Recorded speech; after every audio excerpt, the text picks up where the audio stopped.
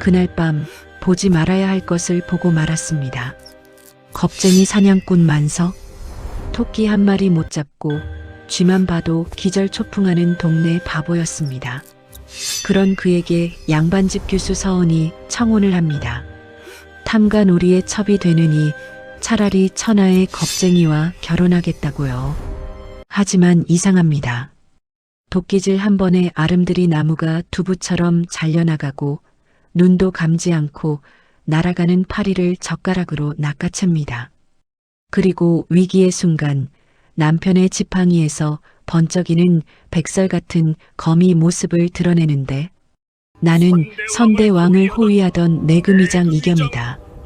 과연 겁쟁이 사냥꾼 만석이 숨기고 있던 진짜 정체는 무엇일까요? 탐관오리를 통쾌하게 응징하고 금이 환영하는 부부의 가슴 뚫리는 사이다 야담. 그 짜릿한 반전 이야기 지금 시작합니다. 강원도 정선 땅 짐승도 쉬어간다는 험한 산자락 끝에 다 쓰러져가는 초가집 한 채가 위태롭게 서 있었습니다. 지붕은 삭아서 하늘이 보일 지경이고 벽 틈새로는 한겨울 바람이 쌩쌩 들어오는 그곳. 이곳에 한때 한양 장안을 호령하던 명문가 청주 한씨 가문이 외동딸 서은이 살고 있었습니다. 서은의 나이 22. 본래라면 비단 옷 입고 꽃신 신고 좋은 집안 자제와 혼담이 오갈 꽃다운 나이였지요. 허나 지금 그녀의 모습은 처참하기 그지없었습니다. 색바랜 무명 치마에 거친 손마디, 찬물에 터져 붉게 부어오른 손등, 누가 보아도 산골 아낙네의 모습이었습니다. 하지만 그 초라한 행색 속에서도 서은의 눈빛만은 별처럼 맑고 깊었으니 썩어도 준칠하고 뼈대 있는 집안의 기품은 숨길 수가 없었던 게지요. 서은아, 물 좀 다오. 윗목에서 마른 기침 소리가 들려왔습니다. 서은 하던 바느질을 멈추고 급히 물그릇을 들고 달려갔습니다. 어머니, 정신이 좀 드세요? 물 있습니다. 천천히 드세요. 누워있는 노파는 서은의 어머니 정경 부인 윤 씨였습니다. 남편이 억울한 누명을 쓰고 차명을 당하던 그날 그 끔찍한 광경을 목격하고 충격을 받아 반신불수가 된 채 시름시름 앓고 계셨지요. 아이고, 내 팔자야. 귀한 내 딸이 이 산골 구석에서 촌부 노릇을 하고 있으니 내 눈을 감아도 편히 못 감지. 어머니, 그런 말씀 마세요. 아버지 누명 벗겨지는 날까지 우리 꼭 살아서 버티기로 했잖아요. 조금만 참으세요. 제가 내일 읍내 장터에 가서 수놓은 걸 팔아 약을 지어 올게요. 서은 어머니의 야윈 손을 꼭 잡았습니다. 하지만 서은의 마음도 타들어가기는 마찬가지였습니다. 당장 쌀독은 바닥을 보인 지 오래였고 10살밖에 안 된 남동생은 배가 고파 울다 지쳐 잠들었습니다. 양반의 체면, 자존심, 그런 건 산 목숨 앞에서는 사치였습니다. 서은 밤새 호롱불 밑에서 남의 집 바느질감을 끌어안고 눈을 비벼가며 술을 놓았습니다. 손가락이 바늘에 찔려 피가 맺혀도 멈출 수 없었습니다. 그러던 어느 날 아침이었습니다. 평화롭던 초가집 마당에 불길한 그림자가 드리워졌습니다. 이혼하라. 안에 아무도 없느냐? 대문을 박차고 들어온 자는 마을의 고리대금 업자이자 관아에 이방 노릇을 하며 백성들 고열을 짜내기로 악명 높은 박주부였습니다. 기름기가 흐르는 번들거리는 얼굴에 값비싼 비단옷을 입고 거드름을 피우는 꼴이 영락없는 탐관오리의 앞잡이였지요. 그 뒤로는 덩치 큰 건달 서너 명이 몽둥이를 들고 서 있었습니다. 서은 떨리는 가슴을 진정시키며 마루로 나갔습니다. 아니, 아침부터 어인일로 이리 소란을 피우십니까? 박주부가 서은을 위아래로 훑어봅니다. 탐욕스러운 눈빛이 서은의 고운 얼굴과 목선에 끈적하게 달라붙습니다. 서은 아기씨, 벌써 잊으셨나?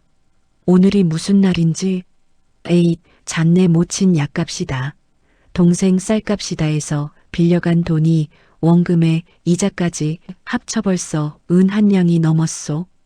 오늘이 그 만기일인 건 알고 계시겠지? 서은의 얼굴이 하얗게 질렸습니다. 은 한 냥. 지금 서은의 형편으로는 평생을 모아도 만져보기 힘든 거금이었습니다. 박주부 어르신, 처지가 딱하여 아직 마련을 못했습니다. 열흘만, 아니 보름만 말미를 주시면 제가 밤을 새워서라도. 에잉, 뚝. 박주부가 혀를 차며 말을 끊었습니다. 그리고는 신발을 신은 채로 마루 위로 성큼 올라섰습니다. 서은 아기씨, 내 인내심이 그리 길지 않아요. 그리고 자네가 밤새 바느질해서 그 돈을 언제 갚아? 10년이 걸려도 못 갚을 돈이야. 박주부는 서은에게 얼굴을 들이밀며 비릿한 웃음을 흘렸습니다. 그러니 내가 좋은 제안 하나 하지. 네, 자네를 볼 때마다 참으로 안타까워 그랬어. 저기 읍내의 기생집에 팔아넘기면 그 돈이야 금방 나오겠지만 양반가 규수를 그리 대할 수 있나? 서은 본능적으로 뒷걸음질 쳤습니다. 무슨 말씀을 하시는 겁니까? 내 5번째 첩실로 들어오게. 그러면 빚단은 없던 일로 해줌은 물론이고 자네 어머니 약값에 동생놈 서당 공부까지 내가 다 책임져 주겠네. 비단 옷 입고 쌀밥 먹으며 편히 살게 해주겠다 이 말이야. 서은의 눈에서 불꽃이 튀었습니다. 아무리 집안이 망했기로써니 시정잡배나 다름없는 고리대금 업자의 첩이라니요. 그것도 5번째 첩이라니. 이것은 서은에게 죽음보다 더한 모욕이었습니다. 썩 물러가시오. 내 비록 가진 것 없는 몸이나 마음까지 팔지는 않았소. 어디서 감히 양반가에 들어와 첩실 운운하는 것이오. 서은의 서슬 퍼런 호통에 박주부도 움찔했습니다. 하지만 이내 표정을 구기며 으름장을 놓았지요. 허, 이것 보게. 아직도 자기가 한양 대감 아기씨인 줄 아나 보네. 좋아. 정 그렇다면 법대로 해야지. 박주부는 건달들에게 눈짓을 했습니다. 건달들이 집안 살림살이를 발로 차고 항아리를 깨부수기 시작했습니다. 와장창 쨍그랑. 엄마야. 방 안에 있던 어린 동생이 울음을 터뜨렸고 노모는 충격에 숨이 넘어갈 듯 기침을 해댔습니다. 그만하시오. 서은이 비명을 질렀습니다. 박주부가 손을 들어 건달들을 멈추게 했습니다. 딱 사흘 주겠다. 사흘 뒤 해질녘까지 돈을 가져오든 아니면 내 집안에 들어오든 결정해라. 만약 그때도 싫다 하면 그땐 자네가 아니라 자네 동생놈을 노비로 팔아버릴 테니 그리 알아. 박주부는 침을 퇴뱉고는 유유히 사라졌습니다. 마당에는 깨진 항아리 조각과 서은, 찢어진 마음만이 남았습니다. 그날 밤 서은 한숨도 자지 못했습니다. 어머니와 동생이 잠든 곁에서 하염없이 눈물만 흘렸지요. 어찌해야 한단 말인가? 은 한 냥을 구할 길은 없고 그렇다고 저 짐승의 첩이 될 수는 없다. 차라리 혀를 깨물고 죽어버릴까? 하지만 자신이 죽으면 병든 어머니와 어린 동생은 누가 돌본단 말입니까? 동생이 노비로 팔려가는 꼴을 죽어서 어찌 본단 말입니까? 진퇴양난, 앞에는 호랑이, 뒤에는 낭떠러지였습니다. 그때 서은의 머릿속에 번뜩이는 생각 하나가 스쳐 지나갔습니다. 혼인. 그래, 혼인을 해버리면 된다. 조선의 법도상 이미 남의 아내가 된 여자는 아무리 빚쟁이라도 함부로 첩으로 삼거나 건드릴 수 없었습니다. 박주부가 노리는 것은 결국 자신의 몸. 자신이 누군가의 정실 부인이 되어버리면 박주부도 포기할 수밖에 없을 것입니다. 하지만 누구와 혼인한단 말입니까? 가진 것 없고 역적의 딸이라는 꼬리표가 붙은 자신을 누가 받아준단 말입니까? 섣불리 아무에게나 갔다가는 그 사람까지 박 주부의 해코지를 당할 것이 뻔했습니다. 박 주부가 건드려도 아무런 타격이 없을 사람, 이미 잃을 것도 없고 세상 사람, 아무도 신경 쓰지 않는 사람. 서은의 뇌리에 한 사내의 얼굴이 떠올랐습니다. 말죽거리 귀신 나오는 폐가나 다름없는 곳에 혼자 사는 사내. 직업은 사냥꾼이라는데 토끼 한 마리 잡아본 적 없고 산짐승 울음소리만 들려도 어머니하고 도망친다는 천하의 겁쟁이. 나이 30이 다 되도록 장가는커녕 여자는 그림자도 못 봤다는 동네 바보 만석이었습니다. 사람들은 그를 등신 만석이라 부르며 조롱했지만 서은 생각했습니다. 그 사람이라면 박 주부도 설마 질투하지 않을 것이다. 천하의 바보에게 시집간 여자를 첩으로 들이고 싶어 하진 않을 테니까. 서은 입술을 꽉 깨물었습니다. 자존심 양반에 채면 그런 건 개나 줘버리라지. 내 가족을 지킬 수만 있다면 바보의 아내가 아니라 거지 아내가 되어도 상관없다. 그래, 결심했어. 내 운명 내가 선택하리라. 다음 날이 밝자마자 서은 쪽진 머리를 단정히 하고 만석의 집으로 향했습니다. 마을 사람들의 시선이 따가웠지만 고개를 꼿꼿이 들었습니다. 마을 어귀, 너덜너덜한 초가집 한 채, 마당에는 자풀이 무성하고 빨래라고 널어놓은 옷가지들은 넝마 조각인지 옷인지 분간이 안 갔습니다. 계십니까? 주인장 계십니까? 서은이 조심스레 불렀습니다. 누구요? 빚쟁이요? 나 돈 없는데. 방 안에서 기어들어가는 듯한 목소리가 들리더니 방문이 삐걱 열렸습니다. 덥수룩한 머리에 꼬질꼬질한 얼굴, 눈곱도 떼지 않은 사내 하나가 고개를 내밀었습니다. 바로 만석이었습니다. 만석은 서은을 보자마자 눈이 휘둥그레졌습니다. 선녀가 내려왔나 싶어 입을 해벌리고 침까지 흘릴 기세였지요. 아, 아기씨가 여긴 어인일로. 서은 숨을 깊게 들이쉬고 만석의 눈을 똑바로 쳐다보며 말했습니다. 만석씨, 저와 혼인해 주십시오. 딸꾹. 예. 만석은 너무 놀라 딸꾹질을 시작했습니다. 제 귀를 의심하는 듯 귓구멍을 후비적거리며 되물었지요. 지금 뭐라 하셨습니까? 혼인? 저랑요? 제가 잘못 들은 거 아니지요? 꿈인가? 아야. 꼬집은 게 아픈 거 보니 꿈은 아닌데. 서은 비장했습니다. 시간이 없습니다.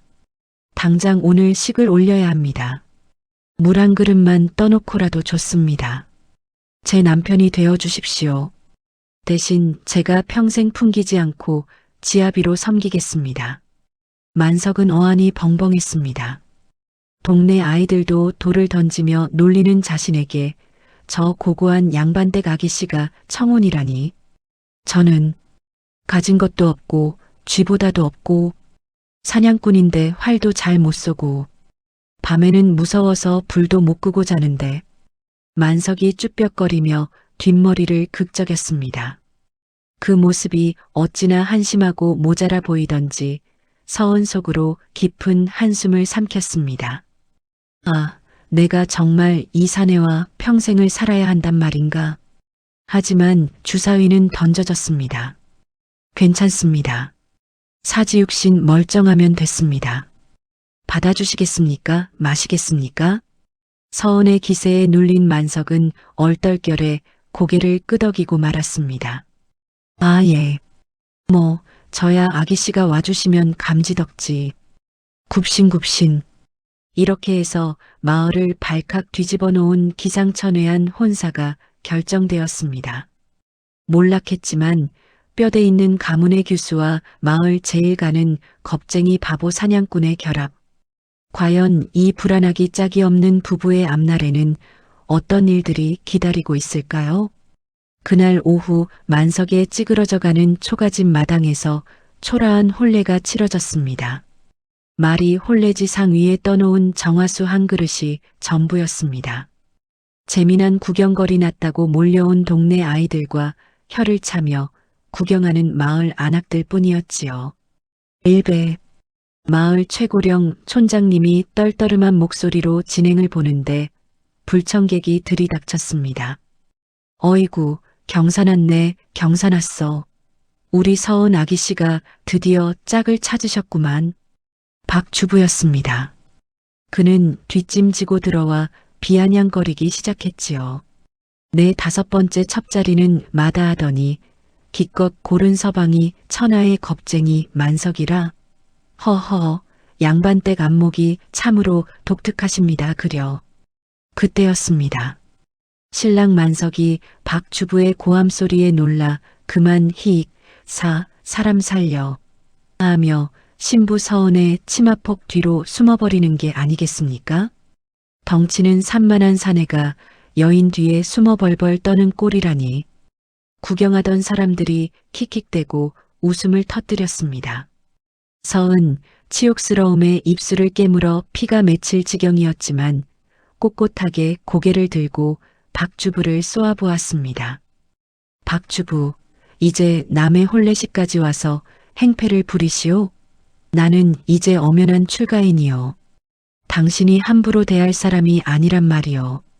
박주부는 서은의 기세에 잠시 주춤하더니 이내 비릿하게 웃으며 침을 뱉었습니다.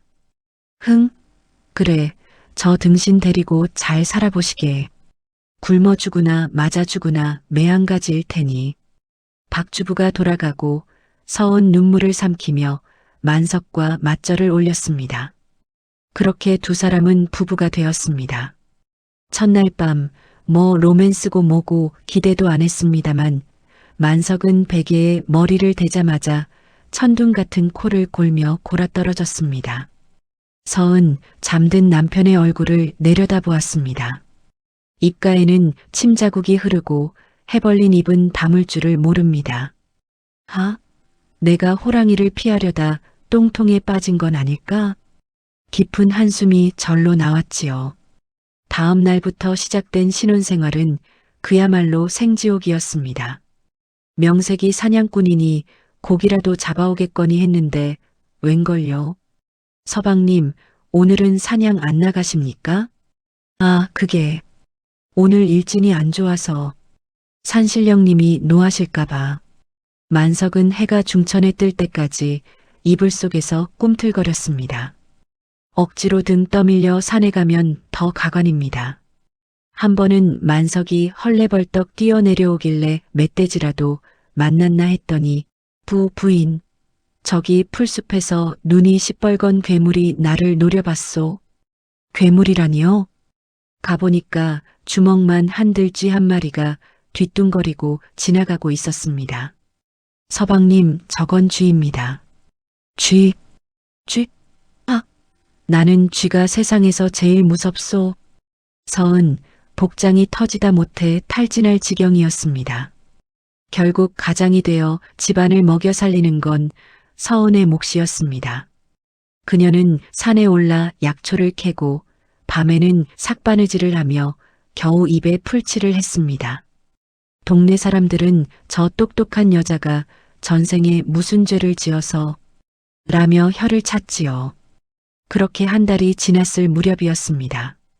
어느 날 오후 서은 약초를 캐러 갔다가 평소보다 일찍 집으로 내려오고 있었습니다. 집 근처에 다다랐을 때 마당에서 장작 패는 소리가 들렸습니다. 서방님이 장작을 패나 보네. 일로 시키지도 않은 일을. 서은 기특한 마음에 발소리를 죽이고 울타리 너머를 훔쳐보았습니다. 만석은 마당 한가운데서 도끼를 들고 서 있었습니다.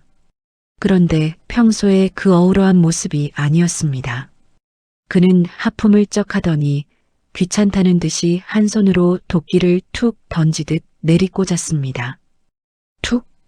힘을 준 것 같지도 않았습니다. 그저 도끼 무게로 툭 던진 것 같은데 아름드리 참나무 통나무가 마치 잘 익은 수박 갈라지듯 단면이 거울처럼 매끄럽게 쫙 갈라지는 게 아니겠습니까? 보통 사람이라면 끙끙대며 10번은 내리쳐야 할 옹이 박힌 나무였습니다. 서은은 제 눈을 의심했습니다. 저게 가능한가? 옹이가 저렇게 깨끗하게 잘린다고? 그때 인기척을 느꼈는지 만석이 고개를 휙 돌렸습니다. 서은과 눈이 마주치자마자 그는 다시 바보 같은 표정으로 돌아왔습니다. 부인 왔소? 아이고, 이놈의 장작이 왜 이리 안 패지나 몰라. 응차, 응차. 방금 전까지 두부 썰듯 하던 사람이 갑자기 도끼가 무겁다며 끙끙대는 신용을 하는 겁니다. 서은 모른 척 집으로 들어갔지만 가슴 한구석에 작은 의심의 씨앗이 싹트기 시작했습니다. 며칠 뒤 저녁 밥상머리였습니다. 날이 더워지니 파리들이 극성을 부렸지요. 밥을 먹는데 파리 한 마리가 윙윙거리며 만석의 얼굴 주변을 맴돌았습니다. 아우 귀찮아. 부인, 파리 좀 쫓아주시오. 무서워서 밥을 못 먹겠소.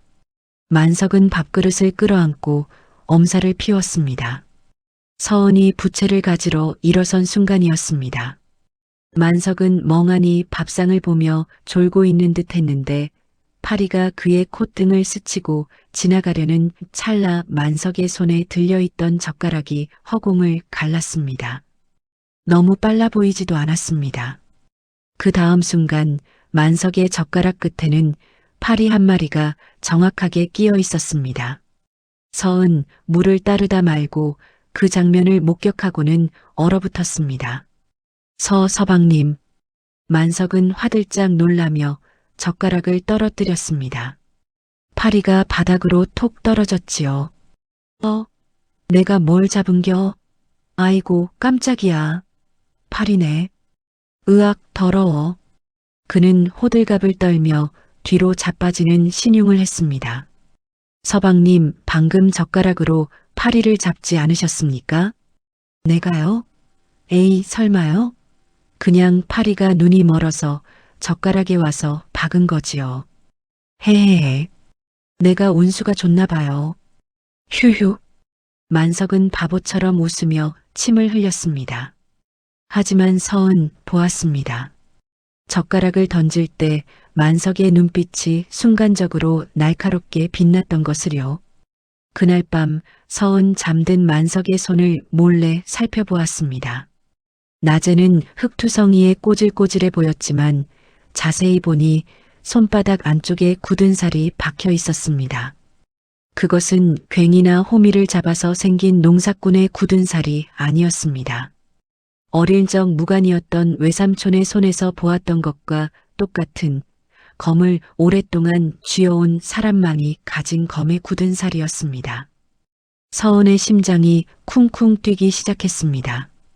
이 사람 사냥꾼이 아니다. 도대체 정체가 뭐란 말인가? 왜 바보 행세를 하며 숨어 사는 거지? 다음 날 서은 확인을 해보기로 결심했습니다. 만석이 낮잠을 자러 뒷산 정자로 올라갔을 때 서은 몰래 그 뒤를 밟았습니다. 정자 마루에 누워 드르렁 코를 고는 만석. 서은 주변에 있던 작은 돌멩이 하나를 집어들었습니다. 그리고 만석의 머리 위 기둥을 향해 힘껏 던졌습니다. 만약 진짜 바보라면 돌에 맞거나 소리에 놀라 깨어 울겠지.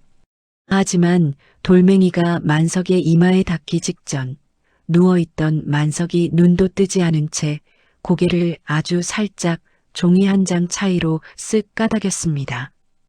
팍! 돌멩이는 만석의 귀 옆을 스치고 기둥에 맞았습니다. 만석은 여전히 코를 골고 있었습니다. 마치 아무 일도 없었다는 듯이요. 서은 입을 틀어막고 나무 뒤로 숨었습니다. 피했다. 보지도 않고 피했어. 확신은 두려움으로 바뀌었습니다. 내 남편은 평범한 사내가 아니다. 혹시 조정에서 쫓기는 흉악범은 아닐까? 아니면 그때였습니다. 마을 어귀가 시끌시끌하더니 낯선 사내들의 고함 소리가 산까지 울려 퍼졌습니다. 이놈들아, 박주부 어르신의 명이다. 빚 대신 저 집 식구를 끌고 오라고 하셨다. 박 주부가 보낸 왈패들이 들이닥친 것입니다. 서은 사색이 되어 집으로 뛰기 시작했습니다. 어머니, 동생아. 그리고 정자에서 코를 골던 만석도 서은이 사라지자마자 감고 있던 눈을 번쩍 떴습니다. 그의 눈동자는 더 이상 풀린 눈이 아니었습니다. 깊고 서늘한 맹수의 눈빛이었습니다. 이놈들아, 무엇? 집안을 쑥대밭으로 만들고 저 식구를 끌어내라. 박주부의 고함 소리와 함께 초가집 마당은 순식간에 아수라장이 되었습니다. 서너 명의 건달들이 몽둥이를 휘두르며 살림살이를 다 때려 부수기 시작했습니다. 엄마야. 방 안에서 노모와 어린 남동생이 공포에 질려 비명을 질렀습니다. 서은 부엌에 있던 낫을 집어들고 마당으로 뛰어나왔습니다. 그녀의 눈에는 도끼가 서려 있었습니다. 더 이상 물러설 곳 없는 벼랑 끝에 몰린 어미 짐승의 눈빛이었지요. 이 짐승만도 못한 놈들. 한 놈이라도 더 다가오면 내 목숨을 걸고 저승길 길동무로 삼겠다. 서은이 낫을 허공에 휘둘렀지만 건달들은 킥킥거렸습니다. 어이구, 무서워라. 양반집 규수가 낫을 꺼내시네. 크크크. 건달 두목이 비릿한 웃음을 흘리며 서은의 손목을 낚아챘습니다. 이거 나란 말이다. 어허, 얌전히 굴어야지. 박주부 어르신이 널 얼마나 기다리시는데. 건달이 서은의 뺨을 거칠게 올려붙였습니다. 서은 비틀거리며 바닥에 쓰러졌고 입가에서는 붉은 피가 흘러내렸습니다. 그때였습니다. 사람 살려. 나는 아무것도 몰라요. 구석에 처박혀 있던 만석이 머리를 감싸 쥐고 벌벌 떨며 소리를 질렀습니다. 그 꼴을 본 박주부가 배를 잡고 웃어대기 시작했습니다. 푸아하, 꼴 좋다. 천하의 양반 규수가 고른 서방 꼴 좀 보게. 제 마누라가 맡고 있는데 오줌이나 지리고 있구만. 서은 찢어지는 가슴을 부여잡고 만석을 향해 소리쳤습니다. 서방님, 뭐하고 계십니까? 도망치세요. 뒷산으로 도망쳐서 제발 목숨이라도 부지하세요. 어서요. 서은 알았습니다. 자신이 끌려가면 저들은 만석을 죽여 입막음을 할 거라는 거리요. 비록 바보 같고 겁쟁이인 남편이지만 죽게 내버려 둘 수는 없었습니다. 하지만 만석은 도망가지 않았습니다. 아니, 못 가는 것처럼 보였지요. 그저 땅만 쳐다보며 바들바들 떨고 있을 뿐이었습니다. 건달 두목이 만석에게 다가가 침을 퇴뱉으며 몽둥이를 들어 올렸습니다. 에잇, 밥맛 떨어지는 놈. 넌 그냥 여기서 되져라. 건달의 몽둥이가 만석의 정수리를 향해 내리꽂히는 순간이었습니다. 웅크리고 있던 만석의 손이 번개처럼 솟구쳐 올랐습니다. 퍽! 둔탁한 타격이 아니라 무언가 단단한 것에 가로막힌 소리였습니다. 건달 두목은 눈을 의심했습니다. 자신이 온 힘을 다해 휘두른 몽둥이를 저 바보 천치 사냥꾼이 한 손으로, 그것도 낡은 지팡이 하나로 가볍게 막아낸 것입니다. 어라? 이놈이. 건달이 당황하여 몽둥이를 빼려 했지만 만석의 지팡이에 딱 붙은 듯 꼼짝도 하지 않았습니다. 천천히, 아주 천천히 만석이 고개를 들었습니다. 헝클어진 머리카락 사이로 드러난 그의 두 눈. 그것은 더 이상 초점 없는 바보의 눈이 아니었습니다. 깊은 산속 굶주린 호랑이가 먹잇감을 앞에 두고 번뜩이는 살기 그 자체였습니다. 서은 숨쉬는 것도 잊은 채 그 모습을 바라보았습니다. 저 눈빛, 내가 알던 서방님이 아니다. 만석이 입을 열었습니다. 평소의 어눌한 말투는 온데간데없고 지옥에서 울려 퍼지는 듯한 낮고 굵은 목소리였습니다. 내 사람에게 손대지 말라 하였을 텐데. 만석의 손목이 살짝 비틀리는가 싶더니 건달 두목의 몽둥이가 산산조각이 나며 사방으로 튀었습니다. 으악! 내 팔. 두목이 팔을 부여잡고 나굴렀습니다. 그 순간 만석이 짚고 있던 낡은 대나무 지팡이의 겉껍질이 파사삭하고 부서져 내렸습니다. 그리고 그 안에서 달빛을 받아 서슬 퍼런 빛을 뿜어내는 백설 같은 장검이 모습을 드러냈습니다. 조선 팔도의 명검으로 소문난 벼른검이었습니다. 저놈 잡아. 절에 죽여. 박 주부가 흑소리를 지르자 나머지 건달 서너 명이 일제히 칼과 도끼를 꺼내 들고 만석에게 달려들었습니다. 서은은 비명을 질렀습니다. 서방님 위험해요. 하지만 만석은 피하지 않았습니다. 그는 한 마리 제비처럼 가볍게 허공으로 솟구쳤습니다. 슉슉 바람 가르는 소리만 들릴 뿐 만석의 검이 어디로 움직이는지 눈으로 쫓을 수도 없었습니다. 만석이 땅에 착지하며 검을 착하고 갈무리하는 순간 달려들던 건달들이 제자리에 멈춰섰습니다. 그리고 다음 순간 후두둑 건달들의 바지가 일제히 흘러내리고 들고 있던 칼날과 도끼자루가 모조리 반토막이 되어 바닥으로 떨어졌습니다. 살은 베지 않고 오직 무기와 옥근의 매듭만 정확하게 베어버린 신기에 가까운 검술이었습니다. 으악, 귀신이다. 살려주세요. 바지가, 내 바지가.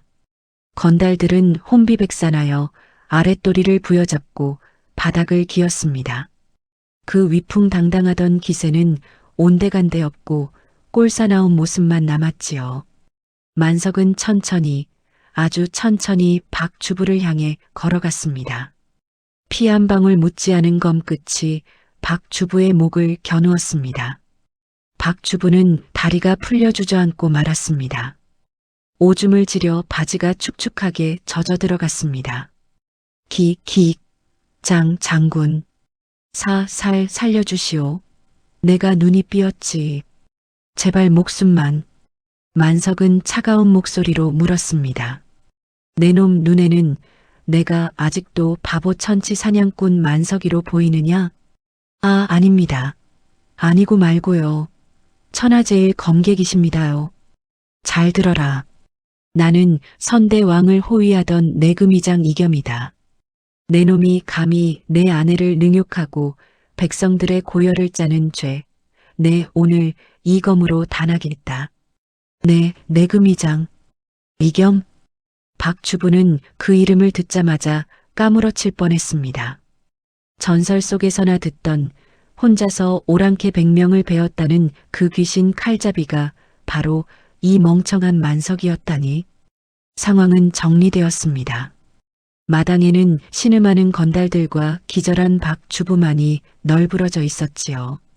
만석, 아니 이겸은 검을 거두고 서은에게 다가왔습니다. 아까 벌렸던 호랑이의 눈빛은 사라지고 다시 예전의 순박하고 따뜻한 눈빛으로 돌아와 있었습니다. 하지만 그 눈에는 깊은 미안함과 애정이 담겨 있었지요. 부인, 다치지 않았소? 이겸은 떨고 있는 서은의 앞에 무릎을 꿇고 터진 입가에 묻은 피를 자신의 소매로 조심스레 닦아주었습니다. 서은 멍하니 남편의 얼굴을 바라보았습니다. 매일 코를 골고 쥐가 무섭다며 호들갑을 떨던 그 바보 남편이 맞나 싶었습니다. 하지만 자신을 바라보는 따뜻한 눈빛만은 그대로였습니다. 서방님, 정말 내금이장 이겸 나으리이십니까? 속여서 미안하오. 역적의 누명을 쓰고 숨어 사느라 어쩔 수 없었소. 네, 언젠가 부인에게만은 털어놓으려 했는데 이렇게 험한 꼴을 보이고 말았구려. 서은의 눈에서 참았던 눈물이 왈칵 쏟아졌습니다. 무서워서가 아니었습니다. 안도감, 그리고 그동안 바보 남편을 데리고 살며 겪었던 마음고생, 그런데 그 남편이 사실은 자신을 지킬 수 있는 듬직한 영웅이었다는 사실에 대한 벅차오름이었습니다. 흑, 저는 서방님이 정말 바보인 줄만 알고 얼마나 속을 끓였는지 아십니까? 서은 이겸의 가슴에 얼굴을 묻고 펑펑 울었습니다. 이겸은 그런 아내를 말없이 꼭 안아주었습니다. 그의 넓은 품은 그 어떤 산성보다 든든했습니다. 감동의 재회도 잠시였습니다. 마을 입구 쪽에서 수십 개의 횃불이 어둠을 가르며 다가오고 있었습니다. 땅이 울릴 정도의 말발굽 소리. 광군이었습니다. 기절했던 박주부가 눈을 번쩍 떴습니다. 옳지. 광군이 왔다. 저놈은 어차피 수배 중인 역적. 광군에게 넘기면 나는 산다. 박주부는 잔뜩 먹던 힘을 다해 대문 밖으로 기어가며 소리쳤습니다. 나으리, 여기요. 여기 역적 이겸 놈이 있습니다. 어서 저놈을 잡으시오. 대문 앞에 멈춰선 수십 명의 무장 군사들. 그들의 갑옷에는 왕실 직속 금부도사의 표식이 선명했습니다. 이겸은 서은을 자신의 등 뒤로 숨기며 다시 검을 잡았습니다. 부인, 내 뒤에 꼭 붙어 있으시오. 이번엔 내가 반드시 지키리다. 이겸의 눈빛이 다시 매섭게 빛났습니다. 수십 명의 관군과 조선 제1검의 대치, 대문 앞에 도열한 수십 명의 금부도사들, 그들의 서슬 퍼런 기세에 마당에 있던 모든 이들이 숨을 죽였습니다. 박주부는 개선장군이라도 된 양목에 핏대를 세우며 소리쳤습니다. 나으리, 이놈입니다. 이놈이 바로 나라를 뒤집으려 했던 역적 이겸입니다. 제가 이놈을 잡으려고 이 고생을. 말 위에 타고 있던 금부도사 대장이 천천히 말에서 내려왔습니다. 그는 뚜벅뚜벅 걸어와 엎드려 있는 박주부 앞을 지나쳤습니다. 그리고는 피 묻은 검을 들고 서 있는 만석, 아니 이겸 장군 앞으로 다가갔습니다. 순간 정적이 흘렀습니다. 이겸은 검을 꽉 쥐었고 서은 남편의 옷자락을 붙잡았습니다. 그런데 금부도사 대장이 이겸의 발 앞에 한쪽 무릎을 꿇고 고개를 숙였습니다. 뒤따라 수십 명의 군사들도 일제히 창을 거두고 예를 갖추었습니다. 충! 박주부의 눈이 개구리처럼 튀어나올 듯 커졌습니다. 아니 나으리, 지금 뭐 하시는 겁니까? 그놈은 역적. 금부도사 대장이 품에서 황금색 두루마리를 꺼내들며 우렁차게 외쳤습니다. 어명이요. 전 내금의장 이겸은 어명을 받으라. 이겸은 검을 거두고 정중하게 무릎을 꿇었습니다. 서은도 그 옆에 나란히 엎드렸지요. 죄인 이겸 어명을 받들겠나이다. 주상 전하의 하교신이라. 과인이 보위에 오르기 전 간신들의 모함으로 충신들이 억울하게 희생된 것을 늘 가슴 아파했노라. 이에 내금의장 이겸의 모든 누명을 벗기고 그 직위를 복원함과 동시에 병조판서의 중책을 제수하노니 즉시 황궁하여 과인을 보필하라. 병조판서, 내금의장도 대단한데 이제는 나라의 군권을 총괄하는 장관급 벼슬이라니요. 마을 사람들은 입을 다물지 못했습니다. 이겸은 떨리는 목소리로 답했습니다.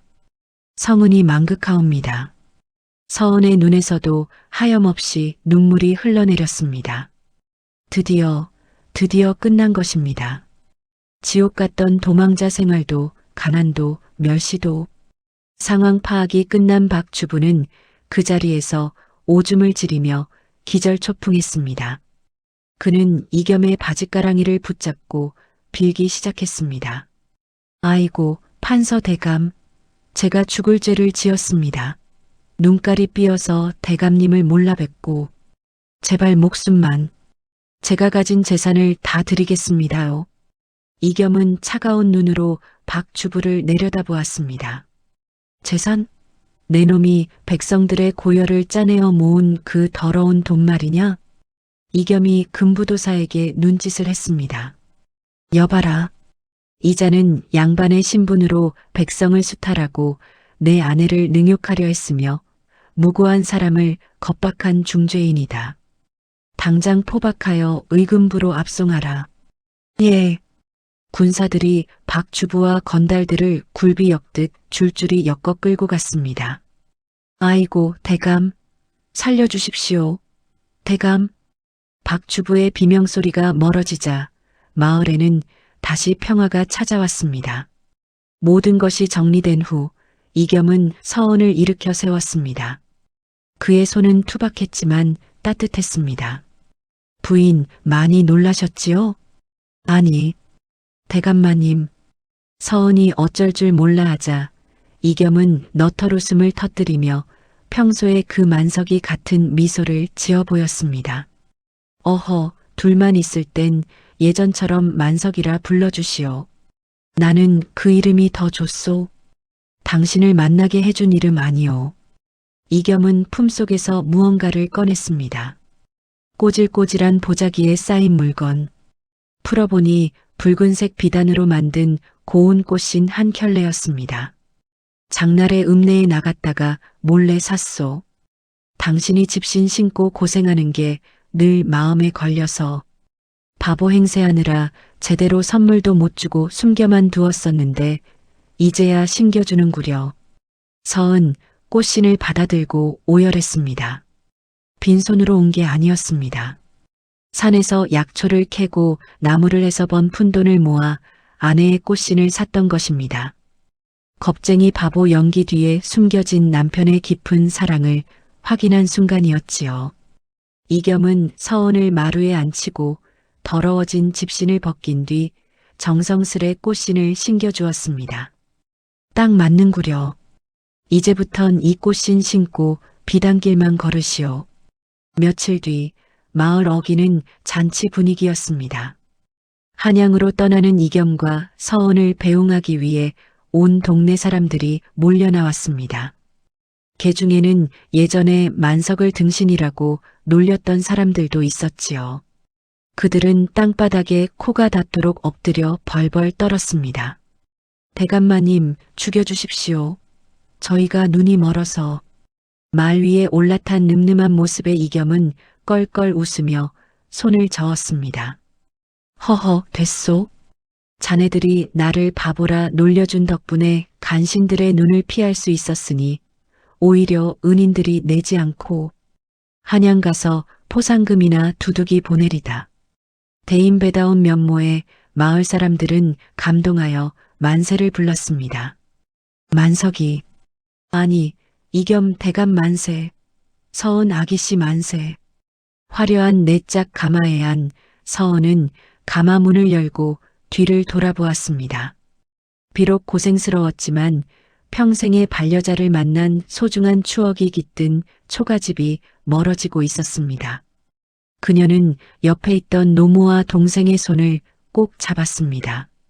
어머니, 이제 고생 끝이에요.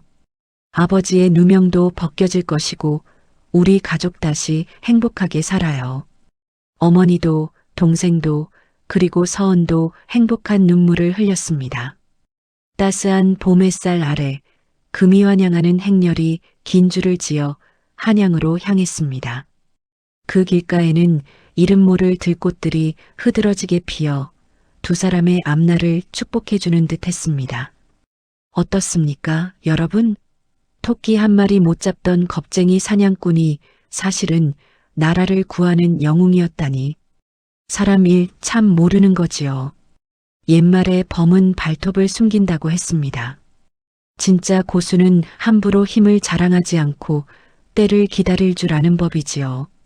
그리고 무엇보다 세상 모든 사람이 손가락질하던 바보에게서 진주 같은 진심을 알아본 서은 아기씨의 지혜야말로 진정한 내조의 여왕이 아닐까 싶습니다. 겉모습만 보고 사람을 판단하지 마세요. 여러분 곁에 있는 누군가가 사실은 발톱을 숨긴 호랑이일지도 모르니까요. 이야기가 재미있으셨나요? 구독과 좋아요는 사랑입니다. 감사합니다.